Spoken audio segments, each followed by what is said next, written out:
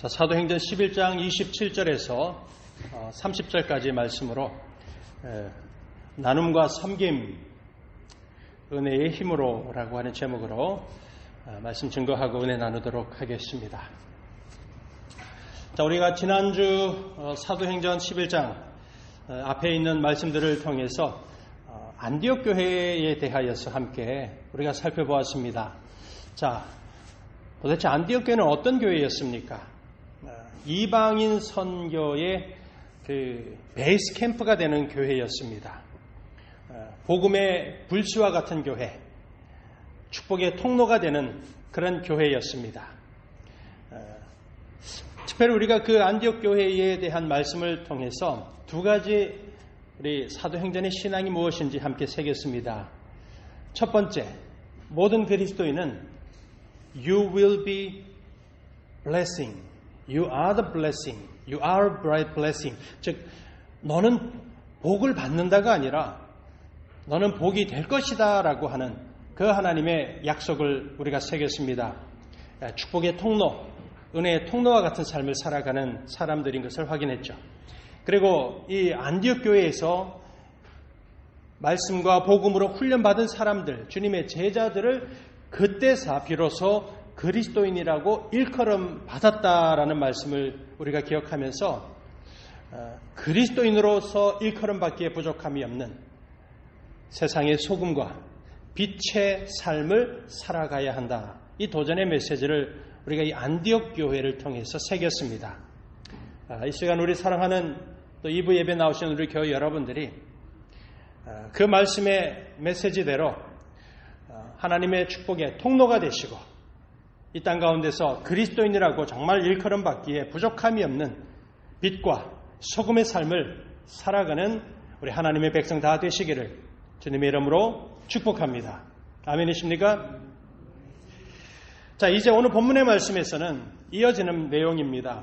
이 안디옥 교회가 복음의 불씨, 은혜의 통로와 같은 축복을 받은 교회였는데 이제 그들의 교회가, 안디옥 교회가 실질적으로 그 통로와 같은 삶을 이루어가는 아주 좋은 은혜로운 사건이 기록되고 있습니다. 바로 장차 다가올 흉년에 대한 성령 하나님의 그 예언의 말씀을 받고 그들이 나눔과 섬김, 하나님의 큰 은혜와 사랑으로 예루살렘 교회와 또 예루살렘에 있는 사람들, 많은 사람들을 돕는 일을 위하여서 아낌없이 그들의 물질, 그들의 마음을 나누는 바로 그 사건입니다. 오늘도 우리가 이 안디옥 교회의 나눔과 섬김의 사건의 말씀을 통해서 지금 우리들을 향하신 사도행전의 신앙은 무엇일까? 그리고 그 신앙으로 오늘을 살아가는 그리스도인의 삶은 어떠한가? 다시 한번 우리가 말씀을 통해 도전받고자 합니다. 자, 먼저 오늘 본문의 상황을 봅니다. 본문의 말씀 27절과 28절 말씀입니다. 우리 다 같이 다시 한번 더 읽도록 하겠습니다. 함께합니다. 그때에 선지자들이 예루살렘에서 안디옥에 이르니 그 중에 아가보라 하는 한 사람이 일어나 성령으로 말하되 천하에 큰 흉년이 들리라 하더니 글라우디오 때에 그렇게 되니라. 자, 오늘 본문의 이 상황의 시작은 그때라고 하는 이 시간을 설명하는 말로 시작하고 있습니다. 그때 어떤 때입니까? 바로 위로의 사람이었고 회심했던 사울이 함께 동역을 하면서 이 안디옥 교회에 있는 믿음의 제자들을 1년 동안 말씀과 복음으로 아주 열심히 가르쳤습니다. 그리고 그들이 비로소 그리스도인으로 일컬음 받는 바로 그 때를 말하는 겁니다. 자, 그때가 어떤 때이겠습니까?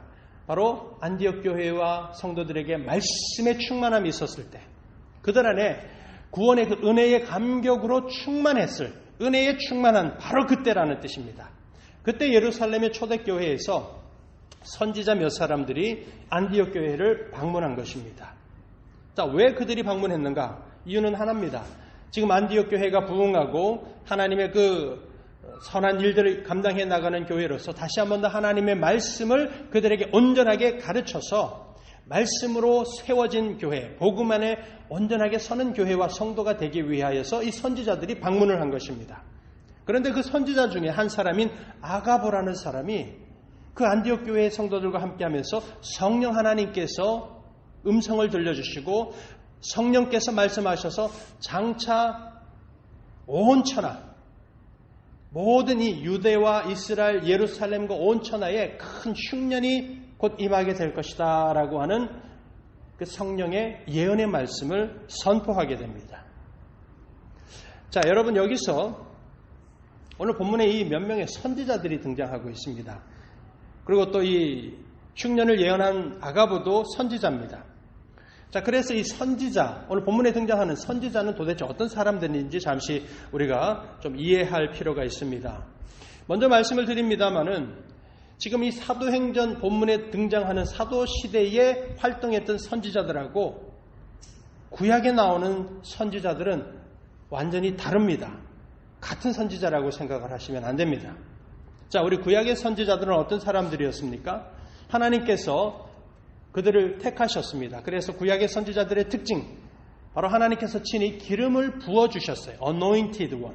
기름 부음을 받은 사람들입니다. 그래서 구약의 선지자들은 하나님의 말씀을 직접적으로 듣습니다. 하나님의 음성을 직접적으로 계시를 받습니다. 그리고 그 받은 하나님의 말씀을 직접적으로 대언했던 선지자들입니다. 성경의 역사 속에서 이 하나님의 선지자로서의 마지막 선지자가 누구인지 알아야 합니다. 매우 중요하기 때문이죠. 자, 마지막 선지자는 바로 요단강에서 죄사함의 물 세례를 베풀었던 세례 요한입니다. 광야에서 외치는 소리죠. 왜 세례 요한이 마지막 선지자인가? 구약의 선지자들이 예언하고 계시하고 선포했던 모든 메시지는 한 가지였습니다. 오실 메시아에 대한 예언이요 계시였습니다. 그런데 이 세례 요한이 바로 요단강에서 누구를 물세례를 주게 됩니까? 구약의 모든 선지자들의 예언의 완성이신 어린 양 예수 그리스도가 이 땅에 오셨고 물세례를 받으셨습니다. 그래서 세례 요한이 마지막 선지자입니다. 더 이상 하나님께서 사람에게 직접적으로 오실 메시아에 대한 어떤 계시의 말씀이라든가 어떤 대언의 메시지를 더 이상 주지 않으셨습니다. 우리에게는 하나님의 말씀 성경이 이제는 그 선지자를 대신하는 계시의 말씀이죠. 확실하죠. 자, 그러면 오늘 본문에 등장하는 이 선지자들은 누구인가? 본문에 나오는 이 선지자들은 바로 우리 고린도전서 12장에 보시면 성령의 은사를 받은 사람들을 말하는 겁니다. 예언의 은사를 받은 사람, 하나님의 말씀을 깨닫고 가르치는 은사를 받은 바로 그 사람들을 의미하는 게 본문에 나오는 선지자들입니다. 그리고 그들에게 하나님께서, 특별히 성령 하나님께서 말씀을 깨닫는 은혜, 가르치는 은사도 주셨지만 때로는 이 사도시대에는 특별히 성령 하나님께서 장차 일어날 앞으로 하나님의 계획들까지도 알려주셨죠. 그래서 이 본문에 나오는 선지자들이 구약의 선지자들과는 완전히 다르다라는 것입니다. 고린도전서 12장 28절이나 에베소서 4장 11절을 보시면 분명하게 기록하고 있어요. 이 신약시대, 지금 우리 시대에 하나님께서 교회 안에 하나님이 필요한 사람들을 세우셨습니다. 사도를 세우셨고 선지자를 세우셨고 교사를 세우셨고 능력 행하는 자를 세우셨다. 교회 안에 이렇게 많은 은사 받은 자들을 하나님이 세우셨는데 그 중에 한 사람, 주님의 교회를 섬기고 성도들을 섬기는 바로 그 사역자가 오늘 본문에 나오는 선지자라는 점을 기억하셔야 돼요. 그래서 우리 구약에 나오는 이사야 선지자, 예레미야, 에스겔 선지자, 이 구약의 선지자들이 오늘 본문에 나오는 사도행전의 시대의 선지자와는 완전히 다르다는 점을 기억하셔야 됩니다. 제가 여러분들에게 지금 이 선지자에 대한 말씀을 이렇게 구체적으로 설명을 드리는 이유가 있습니다. 왜냐하면 지금 이 시대에 더 이상 하나님의 이 선지자, 구약의 선지자들을 세우시지 않았는데도 불구하고 여전히 나는 하나님에게 직통 계시를 받았다라고 주장하는 사람들이 있기 때문에 그래요. 성령 하나님이 나에게 직접적인 계시를 주셨다라고 주장을 하면서 내가 해석하는 게 성경의 모든 해석의 100% 완벽한 해석이다라고 주장하기도 하고, 하나님이 나에게 계시를 주신 것이 성경 66권이 아니라 또 다른 계시다라고 주장하는 사람들이 있기 때문에 그렇습니다. 조심하셔야 돼요. 이단이나 기독교 사이비들이 바로 그렇게 주장을 하는 것입니다. 오늘 본문에 등장하는 아가보 선지자, 오늘 이 11장에도 등장하지만 사도행전 21장에 가시면 이 아가보 선지자가 한 번 더 등장합니다. 그때도 이 사람이 성령의 그 능력으로 예언을 합니다. 어떤 예언을 하냐면 바울의 띠를 그가 가지고 와서 아가보 선지자가 자기의 손과 발을 꽉 묶어버립니다. 손발을 결박을 합니다. 그리고 나서 예언을 하되 이렇게 예언을 합니다. 내 손발을 묶고 있는 이 띠의 임자가 곧 유대인에 의해서 이방인에게 결박당하고 넘겨질 것이다. 이 바울이 고난받을 것이다 라는 사실을 예언한 선지자가 오늘 본문에 등장하는 아가보입니다. 이 아가보 선지자의 예언이 이제 현실이 되었습니다. 온 천하에 흉년이 찾아왔습니다. 심지어 초대교회가 있던 예루살렘과 그곳에 있는 유대인들에게도 큰 고통의 날이 다가온 것입니다. 그래서 이 성령의 말씀을 듣고서 안디옥 교회의 이 성도들이 이제 사랑과 마음을 담아서 구제의 헌금을 하기 시작합니다. 구제비를 모으는 거죠.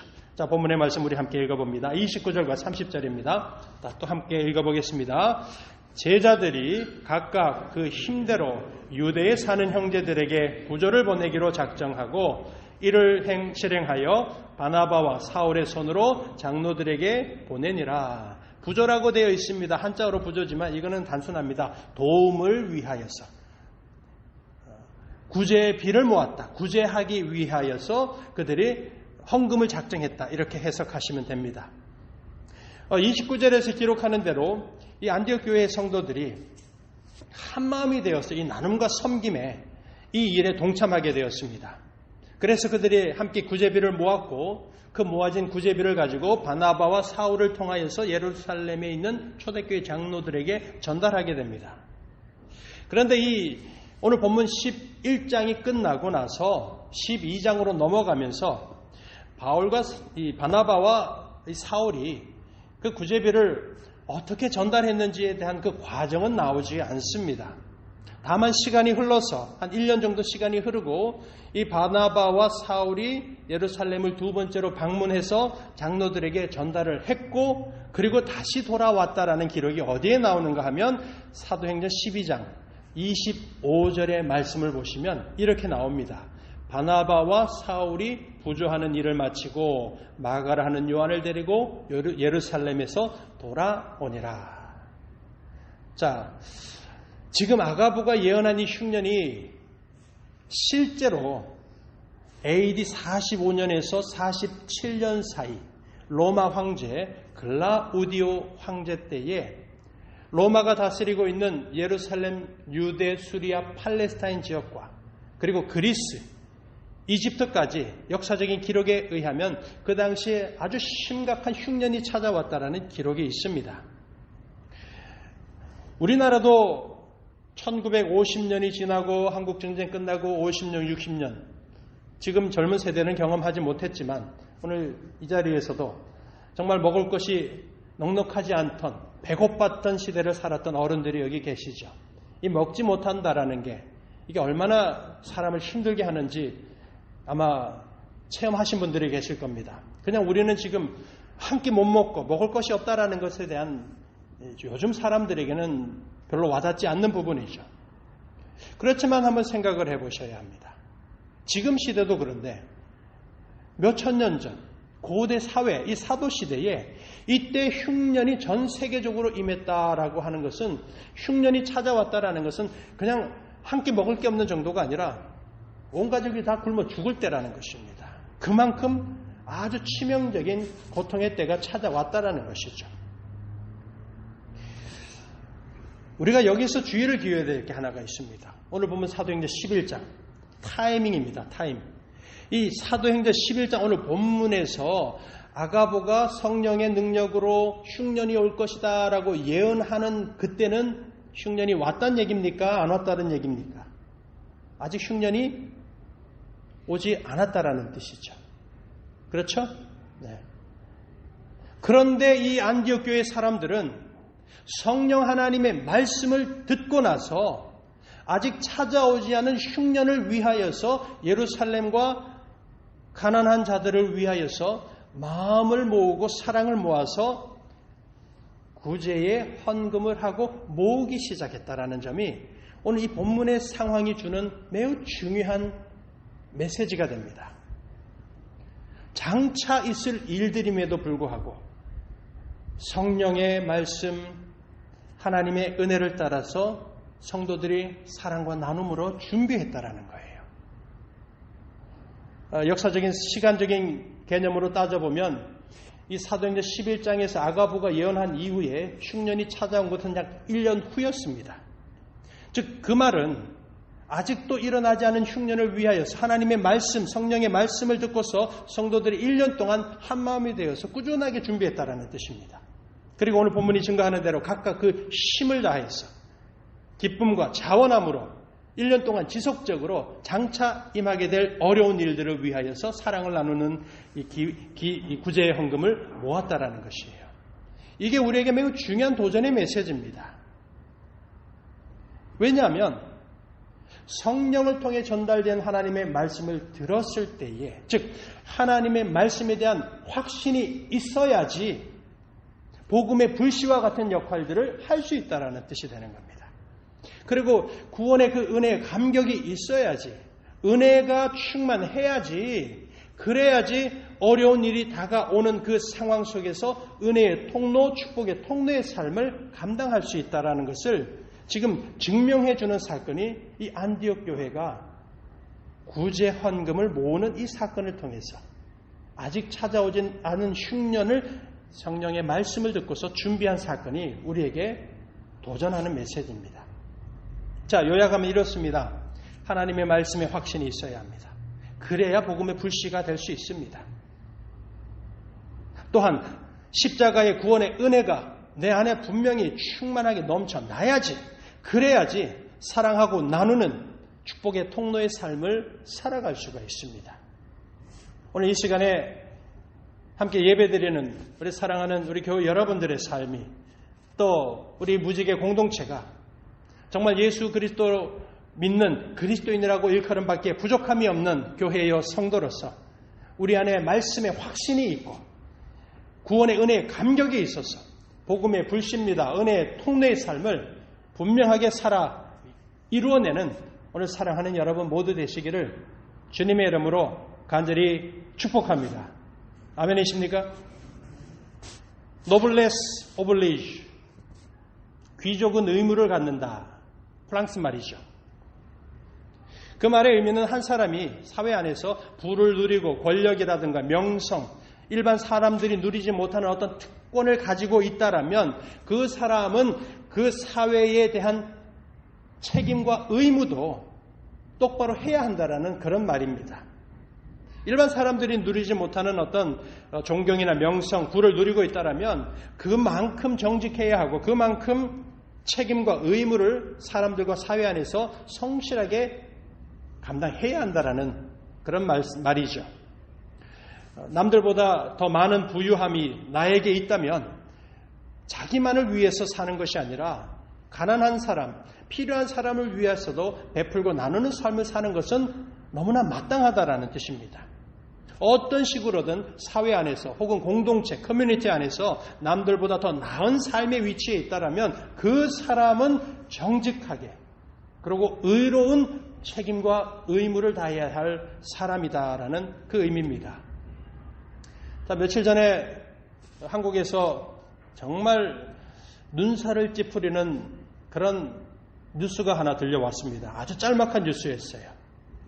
한국이 지금 얼마나 춥습니까? 게다가 한국도 코비드-19, 이 코로나 바이러스 때문에 사람들의 마음도 참 차가워져 있고 그렇게 힘든 나날을 보내고 있습니다. 노숙자들을 위하여서 한 끼, 하루 한 끼, 밥을 제대로 못 먹는 사람을 위해서 노숙자 사역을 하는 어느 곳에 한 끼 식사를 제공합니다. 그 노숙자들의 쉼터에 어느 날 갑자기 최고급 외제 벤츠가 그 앞에 주차를 합니다. 그러더니 잘 차려입은 좀 나이가 드신 여성분과 딸로 보이는 젊은 여성이 두 사람이 그 벤치에서 딱 내리더니 노숙자가 먹는 그 그 배식소에 들어오더니 자기들에게 밥을 달라는 거죠. 배식을 하는 분이 그 외제차 고급 벤츠 타고 내리는 것을 보았습니다. 그래서 그 두 여인에게 여기 음식은 정말 한 끼 먹기 힘든 노숙자를 위해서 제공하는 것입니다. 라고 했더니 아니 공짜로 주는 음식 왜 우리는 못 먹게 하느냐고 따지더라는 거죠. 그게 뉴스에 올랐습니다. 자, 여러분 이런 상황 어떤 상황인지 이해를 하셨을 겁니다. 가진 자, 여유 있는 자가 약한 자를 돕고 더 연약한 자를 돕는 것은 너무나 당연한 것입니다. 필요한 사람, 연약한 사람을 돕는다라는 이런 관심이나 이런 마음은 고사하고, 제가 그 뉴스를 보면서 정말 그 사람들은 부끄러움을 모르는 사람, 한마디로 말하면 염치 없는 사람들, 저렇게 염치 없는 사람들이 있구나라는 이 생각을 하게 되었습니다. 만일 예수 믿는 사람이라면 그렇게 염치 없는 인생을 살아가고 있다라면 어떻게 해야 할까? 그리스도인이라고 말하고 있는데 이렇게 부끄러운 일인 줄도 모르고 염치 없는 이런 삶을 살아가고 있다라면 우리가 그 사람을 어떻게 생각해야 하겠습니까? 은혜의 가치를 모르는 사람이라는 것이죠. 그리스도인이라고 말하기에 정말 부끄러운 모습이 아닐 수가 없습니다. 우리 예수 믿는 사람의 삶의 태도는 어떻습니까? 헌신, 봉사, 나눔, 섬김. 이게 그리스도인의 삶의 그 베이스입니다. 우리가 그렇게 헌신하고 나누고 봉사하고 섬기는 이유는 그 봉사와 모든 것의 대상은 주님을 향한 것이다라는 것을 분명히 기억해야 합니다. 하나님이 내게 은혜를 베푸시고 사랑을 베풀어 주시고 그 하나님으로 살기 때문에 우리의 모든 그 헌신은 주를 향한 것이죠. 동시에 그 하나님을 향한 사랑과 구원의 은혜에 감동하여서 하나님을 향한 그 마음이 누구를 향하는가? 바로 우리의 생활의 현장에서 가난한 사람, 힘든 사람, 고통 가운데 있는 이웃 혹은 힘들어하는 지체들을 향하여서 우리가 실천하는 겁니다. 돕고 사랑하고 섬기고 나누는 그런 그리스도인의 삶을 살아가는 거죠. 세상에도 노블레스 오블리주가 있다면 여러분 우리 그리스도인에게도 신앙의 영적인 의미의 노블레스 오블리주가 있습니다. 내가 십자가의 은혜를 받아서 구원받았다면 내가 받은 그 구원의 은혜에 감격하여서 사랑하고 섬기는 삶을 살아야 하는 것입니다. 복음의 능력으로 말미암아서 죽음에서 구원받은 하나님의 백성이라서 그 구원의 능력으로 그 사랑으로 말미암아서 우리는 섬기고 실천하는 바로 신앙인의 노블레스 오블리주가 있고 그 실천의 삶을 살아야 합니다. 그리고 가장 궁극적으로는 죽어가는 영혼이죠. 멸망으로 가는 그 영혼에게 멸망의 길이 아니라 생명의 길이 있다, 예수 안에 있다라는 것을 바로 전하는 바로 그와 같은 우리의 책임과 의무가 신앙의 노블레스 오블리슈, 신앙인의 책임이요 의무가 되는 것입니다. 우리 사도행전 묵상하면서 계속 새기는 이 예수님의 마지막 명령의 말씀이 있습니다. 마태복음 28장 19절에서 21절. 그러므로 너희는 가서 모든 민족으로 제자를 삼아 아버지와 아들과 성령의 이름으로 세례를 베풀고 내가 너희에게 분부한 모든 것을 가르쳐 지키게 하라. 사도행전 1장 8절 대사명이죠. 오직 성령이 너희에게 임하시면 너희가 권능을 받고 예루살렘 온 유대 사마리아와 땅끝까지 이르러 내 증인이 되리라. 이 주님의 마지막 명령이요 사명은 우리 모두가 분명히 붙잡고 이루어내야 될 그 도전의 말씀입니다. 자, 그런가 하면 기억하십시오. 지금 이 마태복음의 말씀, 사도행전 1장 8절의 말씀이, 이 말씀이 어찌 보면 우리 모든 그리스도인에게는 우리들에게 신앙의 노블리스 오블리주가 있다라는 것을 분명히 확증하는 말씀이에요. 무엇 때문에 모든 족속에게 가서 그들을 제자 삼고 세례를 베푸는 복음의 사명을 우리가 감당합니까? 왜 하는 것인가? 무엇 때문에 우리가 사마리아와 땅끝까지 이르러 주님의 증인이 되고 복음의 증인이 되는 삶을 살아야 하는가? 무엇 때문에 우리가 이 일들을 해야 됩니까? 바로 우리가 하나님의 구원의 은혜를 먼저 받았기 때문에 그래요. 먼저 구원의 은혜를 받았기 때문에, 먼저 그 복음의 능력을 하나님께서 우리에게 부어주셨기 때문에 그 은혜와 능력 때문에 우리는 그 사명을 감당하는 것입니다. 우리에게 하나님의 자녀가 되는 권세를 주셨고 하나님의 자녀가 되었기 때문에 우리가 이와 같이 섬김의 삶이요 나누는 삶이요 복음의 통로, 축복의 통로와 같은 삶을 살아가는 것임을 믿으시기를 축복합니다. 지금 이 안디옥 교회의 성도들이 보여주는 이 모습 속에서 그래서 이제 우리가 사도행전의 신앙이 무엇인지, 그 신앙으로 사는 게 무엇인지 정의되고 있죠. 자, 기억하십시오. 사도행전의 신앙은 무엇인가? 내가 주님께 먼저 받은 은혜의 소중함을 아는 신앙입니다. 사도행전의 신앙, 내가 예수 그리스도의 받은 은혜의 그 가치를 아는 신앙이 사도행전의 신앙입니다. 사도행전의 신앙으로 사는 것은 무엇인가? 내게 베풀어 주신 구원의 은혜가 이처럼 소중하기 때문에 그 소중한 은혜를 나만 붙잡고 있는 것이 아니라 그 은혜를 나누면서 살아가는 것이 사도행전의 신앙으로 사는 성도의 삶인 것을 믿으시기 축복합니다. 안디옥 교회 성도들이 그런 것이죠. 그들이 은혜의 나눔을 할 수 있었던 이유가 바로 그거였습니다. 먼저 받은 은혜, 먼저 받은 구원의 능력 때문입니다. 자, 우리 이 안디옥 교회 지난주에도 말씀을 드렸습니다. 2000년 전입니다. 거의 2000년 전에 이방인의 땅에서 이방인들이 예수 믿고 하나님의 그 교회를 이루었습니다. 그 시대는 예수 마음대로 믿을 수 없었어요. 예수 믿는다라고 선택하는 것은 가족들로부터 단절이 될 수 있습니다. 먹고 사는 그 직업을 잃어버릴 수도 있었습니다. 사람들로부터 외면당하고 무시당하고 예수 믿는 그 선택을 하는 그 순간 삶은 고립될 수가 있습니다. 살고 먹고 살기가 힘들어지는 그런 선택이 예수 믿는 선택이었어요. 그런데 이 지금 본문에 나오는 안디옥 교회 성도들은 어떻게 힘을 다하여서 아직 찾아오지도 않은 이 흉년을 위하여서 사랑과 섬김으로 힘을 다하여서 하나님 앞에 이 구제의 헌금을 할 수 있었겠습니까? 이게 바로 하나님의 은혜의 역사인 것입니다. 복음의 능력이 가능케 했다라는 것입니다. 이 시간 우리 무지개 공동체가, 그리고 오늘 사랑하는 여러분이 진정으로 먼저 받은 그 구원의 은혜로 말미암아서 사랑하시기 바랍니다. 섬기시기 바랍니다. 그리고 헌신으로 살아가는 믿음의 생활 이루어 가시기를 소망합니다. 2020년 이제 2주밖에 안 남았습니다. 2주도 채 안 남았죠. 아마 지금 한 해를 이제 마무리하면서 올 한 해 내가 어떻게 살았나, 우리 집에 들어가고 나가는 수입들은 어떻게 됐나, 올 한 해 내가 어떤 삶을 살았고 어떤 열매를 맺었나, 여러 가지 올 한 해를 총 정리하시는 그런 시간들을 보내고 계시리라고 생각도 듭니다. 우리 생활에 이런 들어가고 나가는 것을 정리한다라면 지금 이 시기는 또한 올 한 해 우리 인생의 회개 정리를 한번 해볼 때이기도 합니다. 올 한 해 1년을 내가 어떻게 살아왔는지 우리 삶의 총정리도 한번 해볼 때라고 저는 믿습니다. 올 한 해 동안 내가 열심히 수고하고 벌었던 수입, 내가 지금 올 한 해 소유하고 있는 내 모든 소유들, 과연 이것들 중에서 나와는 피 한 방울 섞여 있지 않는 타인을 위하여서 과연 나는 얼마를 나누었고 얼마를 섬겼는가, 인생의 회개 정리 한번 해봐야 합니다. 1년의 삶의 총정리를 한번 해보시기 바랍니다. 내 가족을 위해서는 아낌없이 씁니다. 나의 자녀를 위해서는 망설이지 않죠. 쏟아붓습니다. 물론 중요합니다. 가족을 위해서 쓰는 것이 얼마나 중요한 것입니까?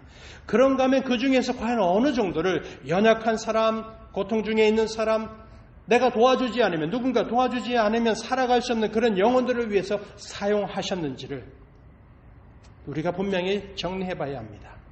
이걸 단순히 여러분 물질, 돈으로만 계산하지 마십시오. 돈만이 아닙니다. 우리의 그 긍휼히 여기는 마음이 얼마나 하나님께 나아가고 쓰였는가, 내 삶의 시간은 또 어떻게 사용되었는가, 이 모든 것을 다 말씀을 드리는 거예요. 코비드-19 팬데믹이 올 한 해 얼마나 우리를 힘들게 했습니까? 지금도 또 어려운 상황으로 약간 가고 있다라는 소식을 들으셨을 겁니다.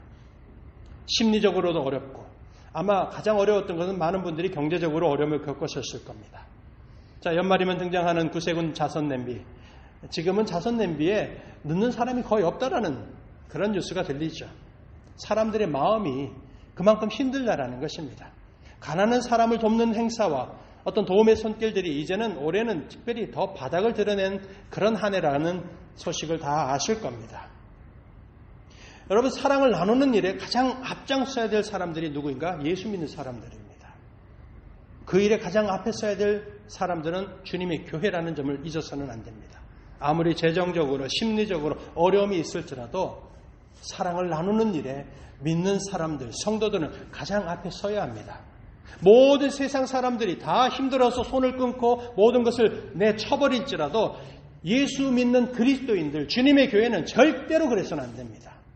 왜 그래서는 안 되는가? 이유는 한 가지입니다. 우리가 받은 십자가의 구원의 은혜가 너무 크기 때문에 그래요. 나에게 베풀어 주신 복음의 은혜, 복음의 빚이 너무나 크기 때문에 죄와 사망과 멸망에서 건지해 주신 하나님의 그 사랑의 채무 앞에서 우리가 갚을 수 없기 때문에 그렇습니다. 한량없는 은혜, 갚을 수 없는 복음의 빚을 지고 우리는 살아가고 있기 때문에 주님의 교회와 믿는 그리스도인들은 섬기고 나누는 일에 결단코 손을 끊어서는 안 되는 겁니다. 오늘 안디옥 교회의 성도들이 복음 안에서 은혜의 빚진 자로서 흉년, 굶주림에 처한 예루살렘 사람들을 위해서 힘을 다하여서 사랑을 나누었습니다. 이게 바로 사도행전의 살아있는 신앙, 은혜의 힘으로 섬긴다라는 것이 우리에게 증명되고 있듯이 오늘 주님의 몸된 교회 안에도 오늘 우리의 삶 속에서도 동일하게 역사하기를 소망합니다. 한량없는 구원의 은혜의 빚을 진 그리스도인으로 힘을 다하여서 사랑하고 섬김의 삶을 이루어 가시기 바랍니다. 땅 끝에서, 아니 나의 삶의 현장에서 예수 그리스도의 그 크신 참사랑을 실천하면서 진정한 헌신의 열매를 맺어가는 사도행전의 성도입니다. 먼저 받은 구원의 은혜, 예수 그리스도께서 베풀어 주신 그 십자가의 사랑으로 전하고 나누는 복음의 불씨여 사랑과 은혜의 통로의 삶을 살아가는 오늘 우리 모두가 되시기를 다시 한 번 더 우리 주님의 이름으로